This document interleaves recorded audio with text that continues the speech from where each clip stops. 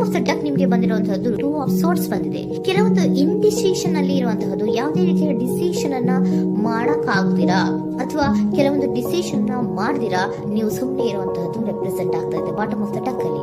ನಿಮ್ಮ love life ನ ವಿಚಾರದಲ್ಲಿ ರೀಸೆಂಟ್ ಪಾಸ್ಟ್ ನಲ್ಲಿ ಕೆಲವೊಂದು ರೀತಿಯ ಎಂಡಿಂಗ್ ಗಳಾಗಿರುವಂತಹದ್ದು, ಲವ್ ಲೈಫ್ ನ ವಿಚಾರದಲ್ಲಿ ಕೆಲವೊಂದು ರೀತಿಯ ಡಿಸ್ಟರ್ಬೆನ್ಸ್ ಗಳಾಗಿರುವಂತಹದ್ದು, ಅವ್ಯವಸ್ಥೆಗಳಾಗಿರುವಂತಹದ್ದು, ಸಮಾಧಾನ ಇಲ್ಲದೆ ಇರುವಂತಹದ್ದು ರೆಪ್ರೆಸೆಂಟ್ ಆಗ್ತಾ ಇದೆ. ಯಾಕೆ ಅಂದ್ರೆ ಲವ್ ಲೈಫ್ ನ ವಿಚಾರದಲ್ಲಿ ಯಾವುದೇ ರೀತಿಯ ಪಾಸಿಟಿವ್ ಬದಲಾವಣೆಗಳಾಗುತ್ತಾ ಅನ್ನುವಂತಹದ್ದು ನೀವು ಪಾಸ್ಟ್ ನಲ್ಲಿ ನೀವು ನಿಮ್ಮ ಲವ್ ಲೈಫ್ ನಲ್ಲಿ ನೀವು ಆಲೋಚನೆಯನ್ನ ಮಾಡಿದ್ದೀರಿ, ಕೆಲವೊಂದು ಬದಲಾವಣೆಗಳಾಗುವಂತ ಸಾಧ್ಯತೆಗಳಿದೆಯಾ ಅಂತ. ಆದ್ರೆ ಎಂಡಿಂಗ್ ಗಳಾಗಿರುವಂತಹದ್ದು ಯಾವುದೇ ರೀತಿಯ ಸರಿ ಹೋಗಿಲ್ಲದೆ ಇರುವಂತಹದ್ದು ರೆಪ್ರೆಸೆಂಟ್ ಆಗ್ತಾ ಇದೆ.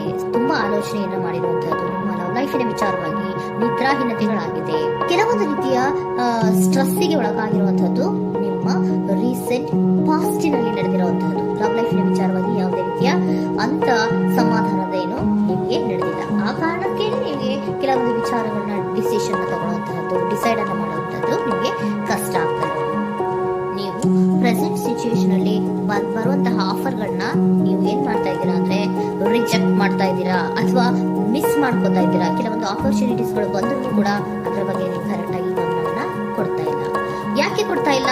ನಿಮ್ಗೆ ಗೊತ್ತಾಗ್ತಿಲ್ಲ ಏನ್ ಮಾಡ್ಬೇಕು. ಅದಕ್ಕೋಸ್ಕರ ನೀವ್ ಏನ್ ಮಾಡ್ತಿದ್ದೀರಾ, ಎಂಡಿಂಗ್ ಆದಂತಹ ಆಫರ್ ಗಳಿರ್ಬೋದು ಅಥವಾ ಬೇರೆ ಯಾವುದೇ ಆಫರ್ ಗಳಿರ್ಬೋದು ಬಂದ್ರೆ ಅದನ್ನ ನೀವು ಗಮನನೇ ಕೊಡದೇ ಇರುವಂತಹದ್ದು. ಯಾವ ಕೆಲವು ವಿಚಾರ ನಿಮ್ಮ ಲವ್ ಲೈಫ್ ನ ವಿಚಾರವಾಗಿ ಕೆಲವೊಂದು ರೀತಿಯ ಮತ್ತಷ್ಟು ಅಂದ್ರೆ ರಿವ್ಯಾಲ್ಯೂಯೇಷನ್ ಅನ್ನ ಮಾಡ್ತಾ ಇರುವಂತಹದ್ದು ರೆಪ್ರೆಸೆಂಟ್ ಆಗ್ತದೆ. ಪ್ರೆಸೆಂಟ್ ಅಲ್ಲಿ ನಾನು ಯಾವುದೇ ಆಫರ್ ನ ತಗೊಳ್ಳುವಂತ ಸ್ಥಿತಿಯಲ್ಲಿಲ್ಲ ಅನ್ನುವಂತ ರೀತಿಯಲ್ಲಿ ನೀವು ಆಫರ್ ಗಳನ್ನ ಮಿಸ್ ಮಾಡ್ಕೊಳ್ಳುವಂತಹದ್ದು ಅಥವಾ ರಿಜೆಕ್ಟ್ ಮಾಡುವಂತಹದ್ದು ರೆಪ್ರೆಸೆಂಟ್ ಆಗ್ತಾ ಇದೆ. ನೆಕ್ಸ್ಟ್ ಕಾರ್ಡ್ ಬಂದಿರುವಂತಹದ್ದು ಪ್ರೆಸೆಂಟ್ ನಲ್ಲಿ ಪೇಜ್ ಆಫ್ ಸೋರ್ಟ್ಸ್ ಬಂದಿದೆ. ಯಾವುದೋ ನಿಮ್ಮ ಲವ್ ಲೈಫ್ ನ ವಿಚಾರವಾಗಿ ಬಹಳಷ್ಟು ಕ್ಯೂರಿಯಾಸಿಟಿಯಿಂದ ಏನೋ ವಿಚಾರವನ್ನ ತಿಳ್ಕೊತಾ ಇದ್ದೀರಾ, ಬಹಳಷ್ಟು ಕ್ಯೂರಿಯಾಸಿಟಿಯಿಂದ ತಿಳ್ಕೊತಾ ಇದ್ದೀರಾ ಏನಾಗ್ತಾ ಇದೆ, ಹೇಗಾಗ್ತಾ ಇದೆ ಅಂತ. ತುಂಬಾನೇ ನೀವು ಕೆಲವೊಬ್ರು ಲವ್ ಲೈಫ್ ನ ವಿಚಾರವಾಗಿ ತುಂಬಾನೇ ಮಾತು ಕೂಡ ಆಡ್ತಾ ಇರುವಂತಹದ್ದು ರೆಪ್ರೆಸೆಂಟ್ ಆಗ್ತಾ ಇದೆ. ಏನಾಗ್ತಾ ಇದೆ, ಹೇಗಾಗ್ತಾ ಇದೆ, ಈ ಗಲಿಬಿಲಿಗಳು, ಡಿಸ್ಟ್ರಾಕ್ಷನ್ಸ್ ಗಳು ಅಥವಾ ಡಿಸಿಷನ್ಸ್ ನ ಮಾಡೋಕ್ಕಾಗದೆ ಏನಕ್ಕೆ ಒತ್ತಾಡ್ತಿದ್ದೀವಿ ಅನ್ನೋ ಬಗ್ಗೆ ಕೂಡ ನೀವು ಕೆಲವೊಂದು ರೀತಿಯ ಮಾತಾಡ್ತಾ ಇರುವಂತಹದ್ದು ರೆಪ್ರೆಸೆಂಟ್ ಆಗ್ತಾ ಇದೆ. ಯಾವಾಗ ಕೆಲವೊಂದು ವಿಚಾರಗಳನ್ನು ನೀವು ಮಾತಾಡಿ ಕ್ಲಿಯರ್ ಅನ್ನ ಮಾಡ್ಕೊತಿರೋ ಆಗ ನೀವು ಕೆಲವೊಂದು ರೀತಿಯ ಆಕ್ಷನ್ಸ್ ಗಳನ್ನ ತಗೋಬೇಕು ಅನ್ನೋಂಥ ನಿರ್ಧಾರವನ್ನ ಮಾಡಿರುವಂತದ್ದು. ಆಫರ್ಗಳು ಬಂದರೂ ಕೂಡ ರೆಫ್ಯೂಸ್ ಮಾಡ್ತೀರಾ. ಆದ್ರೆ ಏನೀಗೆ ಹಿಂದೆ ಪಾಸ್ಟ್ ನಲ್ಲಿ ನಡೆದಿತ್ತೋ ಅದು ಯಾಕಾಯ್ತು, ಏನಕ್ಕಾಯ್ತು ಅನ್ನೋದ್ರ ಬಗ್ಗೆ ಕೂಡ ನೀವು ಮಾತಾಡುವಂತ ಸಾಧ್ಯತೆಗಳು ರೆಪ್ರೆಸೆಂಟ್ ಆಗ್ತಾ ಇದೆ ಪ್ರೆಸೆಂಟ್ ನಲ್ಲಿ. ಆಮೇಲೆ ನೀವು ಮಾತಾಡಿದ ಮೇಲೆ ಕೆಲವೊಂದು ರೀತಿಯ ನಿರ್ಧಾರಗಳನ್ನ ಮಾಡುವಂತಹದ್ದು. ನೈಟ್ ಆಫ್ ವೈಟ್ಸ್ ಬಂದಿದೆ. ಸೊ ಆವಾಗ ನೀವು ನಿಮ್ಮ ಕೆಲವೊಂದು ವಿಚಾರಗಳಲ್ಲಿ ಕ್ಲಾರಿಟಿಗೆ ಬಂದ ಮೇಲೆ ನಿಮ್ಮ ಲವ್ ಲೈಫ್ ನ ವಿಚಾರದಲ್ಲಿ ಕೆಲವೊಂದು ಆಕ್ಷನ್ ಗಳನ್ನ ತಗೊಳ್ಳುವಂತಹದ್ದು ರೆಪ್ರೆಸೆಂಟ್ ಆಗ್ತಾ ಇದೆ. ಹಾಗೆ ಏನ್ ಆಕ್ಷನ್ಸ್ ಗಳನ್ನ ತಗೋತೀರಾ? ಈಗ ಕೆಲವೊಂದು ರೀತಿಯ ಆಫರ್ ಗಳನ್ನ ನೀವು ಬಂದಂತಹ ಆಫರ್ ಗಳನ್ನ ನೀವು ಏನ್ ಮಾಡಿದ್ದೀರಾ, ರೆಫ್ಯೂಸ್ ಅನ್ನ ಪ್ರೆಸೆಂಟ್ ಅಲ್ಲಿ ಮಾಡಿದ್ದೀರಾ.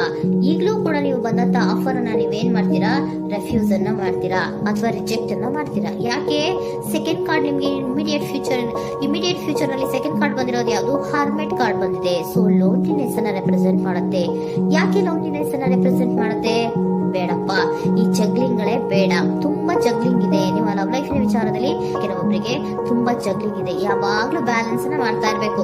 ಈ ಕಡೆಗೆ ಹೇಳಿದ್ರೆ ಆ ಕಡೆಗೆ ಹೋಗುತ್ತೆ, ಆ ಕಡೆಗೆ ಹೇಳಿದ್ರೆ ಈ ಕಡೆಗೆ ಬರುತ್ತೆ. ಯಾವ ಕಡೆ ಅಂತ ಮಾಡೋದು ಅನ್ನುವಂತಹ ಆಲೋಚನೆಯನ್ನ ಮಾಡ್ತಾ ಇರುವಂತದ್ದು.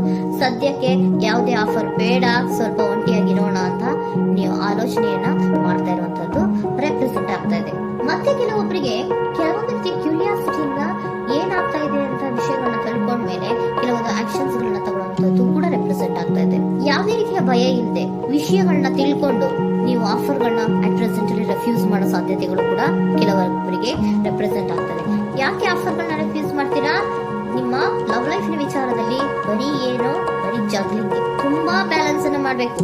ಯಾವ ಕಡೆ ಮಾಡ್ಬೇಕು, ಹೇಗ್ ಮಾಡ್ಬೇಕು ಗೊತ್ತಾಗದೇ ಇಲ್ಲ. ನೀವೇನ್ ಮಾಡ್ತೀರಾ, ಸ್ವಲ್ಪ ದಿನದ ಮಟ್ಟಿಗೆ ನಾನು ಲೋನ್ಲಿ ಆಗಿರ್ಬೇಕು ಅನ್ನೋದನ್ನ ಇಲ್ಲಿ ನಿಮ್ಗೆ ಲವ್ ಲೈಫ್ ನ ವಿಚಾರವಾಗಿ ರೆಪ್ರೆಸೆಂಟ್ ಆಗ್ತಾ ಇದೆ.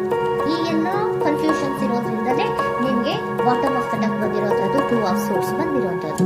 ಸೊ ಇಂಡಿಸಿಷನ್ ಆಗ್ತಿರೋಂಥದ್ದು, ಏನ್ ಮಾಡ್ಬೇಕು ಗೊತ್ತಾಗಲ್ಲ. ಅದಕ್ಕೆ ನೀವು ಕುತ್ಕೊಂಡ್ಬಿಟ್ಟಿದ್ದೀರಾ, ನನ್ನ ಲವ್ ಲೈಫ್ ನ ವಿಚಾರವಾಗಿ ಯಾವ ನಿರ್ಧಾರವನ್ನ ಮಾಡ್ಬೇಕು ಅನ್ನುವಂತಹ ಆಲೋಚನೆಯನ್ನ ಮಾಡ್ತಾ ಇರುವಂತದ್ದು, ಹಾಗೇನೆ ಮಾಡುವಂತದ್ದು ನಿಮ್ಗೆ ರೆಪ್ರೆಸೆಂಟ್ ಆಗ್ತದೆ. ಕೆಲವೊಬ್ರು ರೆಫ್ಯೂಸ್ ಅನ್ನ ಮಾಡಿ ಮುಂದೆ ಹೋಗುವಂತಹ ಸಾಧ್ಯತೆಗಳು ಇರುವಂತಹದ್ದು. ಮತ್ತೆ ಕೆಲವೊಬ್ರು ಆಫರ್ ಗಳು ಬರುವಂತದನ್ನ ಬ್ಯಾಲೆನ್ಸ್ ಅನ್ನ ಮಾಡ್ಬೇಕು, ಜಗಳಿಗಳನ್ನ ಮಾಡ್ಬೇಕು, ಸದ್ಯದ ಮಟ್ಟಿಗೆ